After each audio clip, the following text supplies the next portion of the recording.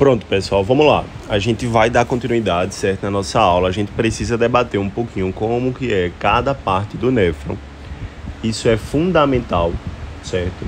Só quero que a gente tente sempre focar direitinho em cada pedacinho.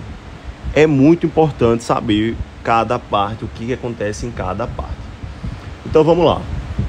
Vê só, vocês já sabem que existe uma cápsula muito famosa, que é a danada da cápsula de Bowman. Essa cápsula de Bowman, ela tá aqui, ó. Ela vai segurar o glomérulo. Ela fica segurando o glomérulo renal. O que é o glomérulo, meu senhor? É um ninhado, praticamente, de vasos sanguíneos, que tá cheio de substância ali. Então a cápsula, ela é onde ali, é nela que vai ocorrer o primeiro passo do processo de filtração, certo? Então, através dos glomérulos para, né, o túbulo proximal, que é o que vem depois. O túbulo proximal, ele fica logo após. Ele tá por aqui, ó, ele já sai da cápsula, certo? Então a gente tem que se remeter a isso e sempre lembrar que em cada néfron, pode ver, ó, tem vasos sanguíneos que percorrem ele justamente para fazer trocas, né? Como vocês já sabem, no processo de formação de urina. Então eu tenho uma cápsula de Bowman, certo? Que vai nela vai ter o glomérulo, que vai estar cheio de substâncias, que vocês já sabem, água, glicose, um bocado de coisa. E depois já vem o túbulo proximal. Agora, falando do glomérulo, vamos falar um pouquinho sobre as arteríolas que chegam nele, tanto a aferente como a eferente, certo? Então vocês têm que pensar o seguinte: aferente, a arteríola aferente é a arteríola que transporta o sangue para dentro do glomérulo, entendeu? Ela vai fornecer o sangue para o glomérulo e para ocorrer a filtração, certo? Agora é muito importante uma coisa, isso que eu vou falar agora é fundamental. O diâmetro da arteríola, presta atenção, o diâmetro da arteríola meio que vai regular. O valor desse diâmetro, está para mais, está para menos, vai influenciar algo que a gente chama de TFG. Isso vai cair na prova. O que é o TFG, meu senhor? É a taxa de filtração glomerular. Então pensa comigo, se a arteríola aferente é a que traz o sangue para começar a filtração, então ela influencia no processo de filtração. Se ela tiver com um diâmetro muito maior, vai chegar menos sangue, porque o sangue vem mais devagar. E se a pessoa tiver uma pressão alta, o diâmetro dela tiver bem menor, o sangue vai chegar com uma força muito maior. Então o processo de filtração ocorre muito mais rápido, certo? Então a maior taxa de filtração, certo, acaba acontecendo no processo de, né, arteríola aferente. É isso que eu quero que vocês relacionem a influência da arteríola aferente com a taxa de filtração glomerular, certo? Entendam isso. Aí vamos lá. E a eferente, meu senhor? A eferente é que transporta sangue para fora do glomérulo. Então, após a filtração ter ocorrido, nem todo o sangue ali entra para o processo de filtração. Vai ter uma parte que vai ser volta para o sangue normal. E aí volta pela arteríola que é eferente. Ó, vê que interessante. Onde é que está aqui a aferente, meu senhor? A aferente está aqui em cima, ó. Pode ver, ela vai entrar, ó. Ela entra. E depois ela sai. Quando ela sai, ela já é o quê? É eferente. Já está aqui embaixo, certo? Então a gente tem que pensar nisso. Aí veja que interessante, né? Ela desempenha esse papel muito importante na regulação de pressão também. A eferente, ambas têm essa função. Porém, a que influencia na taxa de filtração é qual? É a aferente. Lembrar disso, certo? Lembrar disso. Vamos lá. Aí agora vamos falar em cada pedacinho.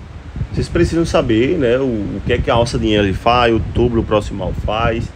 Aí veja que interessante. O túbulo proximal, que é essa primeira parte aqui do néfron, que é logo após a cápsula de Bowman, ele é responsável por grande parte de reabsorção. É um processo de reabsorção em sequência. Ele sempre vai tentar estar reabsorvendo. Então, o que é que ele mais reabsorve, meu senhor? Água e glicose. Anote isso. cerca de 99% de toda a glicose que passou é reabsorvida no túbulo contorcido proximal. O corpo não quer perder glicose. Glicose é açúcar é energia. Então ele não quer. Cerca de 70% da água filtrada é também reabsorvida. Então não esqueçam disso. Junto com glicose, né, aminoácido, tudo, mas o que mais se destaca na reabsorção do túbulo proximal é glicose, que é quase toda a glicose, 99%, e 70% de água, certo? Aí, ó, preste atenção. Outro ponto importante que eu vou falar, tudo isso que eu estou falando é de Guyton, é de informações cruciais que nem todo mundo sabe. Além disso tudo que eu falei do túbulo proximal, ele é o local de secreção ativa de substâncias indesejadas que não foram filtradas adequadamente. Tem que ter esse raciocínio. Porque o que acontece? Algumas substâncias vão ser filtradas porque elas são pequenas e elas vão passar ali. Vai ser filtrado. Por isso que vai ter o processo de reabsorção.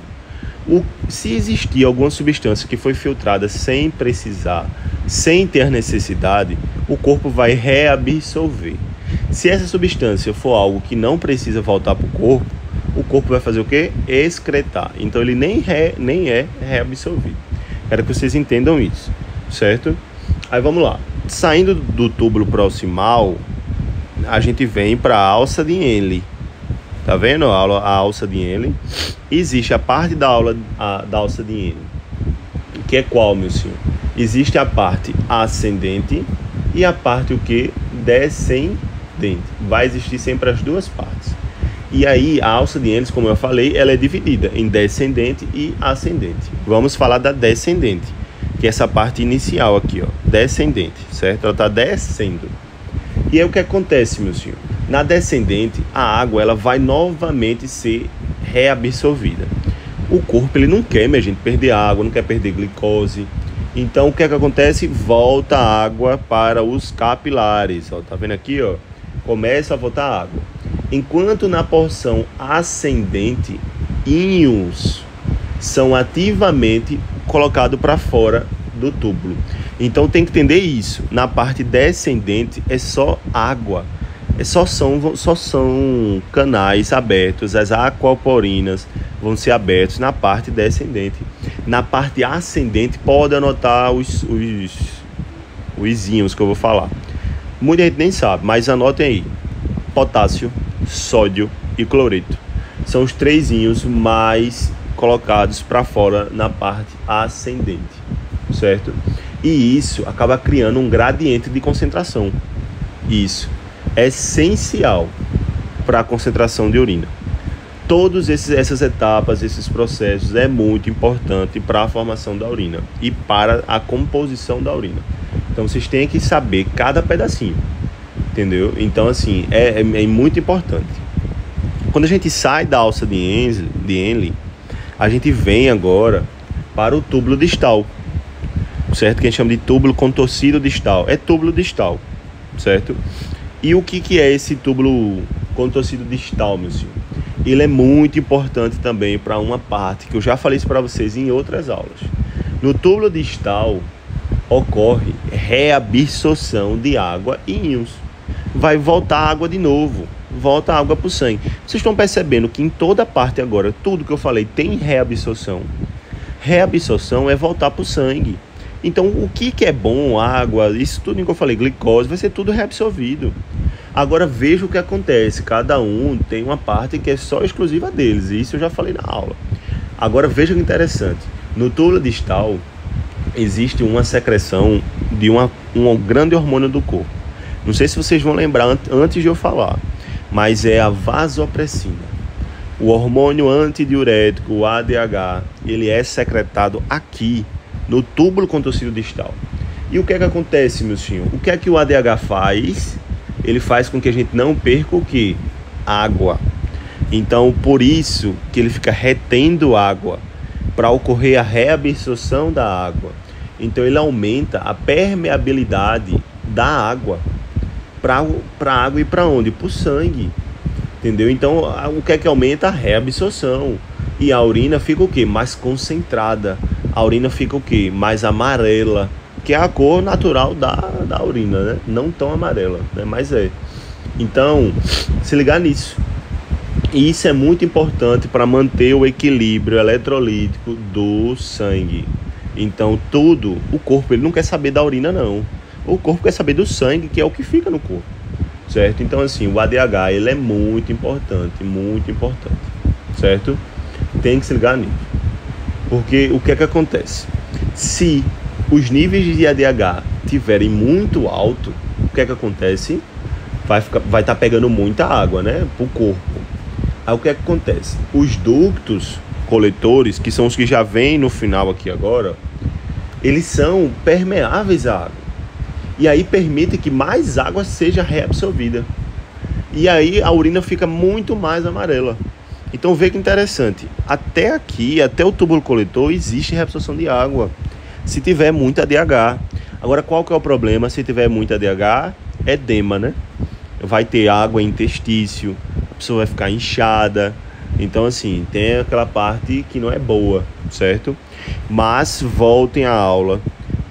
Peguem cada pedacinho do túbulo contorcido proximal, do túbulo contorcido distal, da alça de Henle, a parte descendente, ascendente, da cápsula de Bowman, da artéria aferente e eferente, cada funçãozinha de tudo que eu falei aqui. Isso aqui é muito importante para compreender todo o processo de formação da urina, do ADH, né, e de patologias, que é o que a gente vai falar já já também.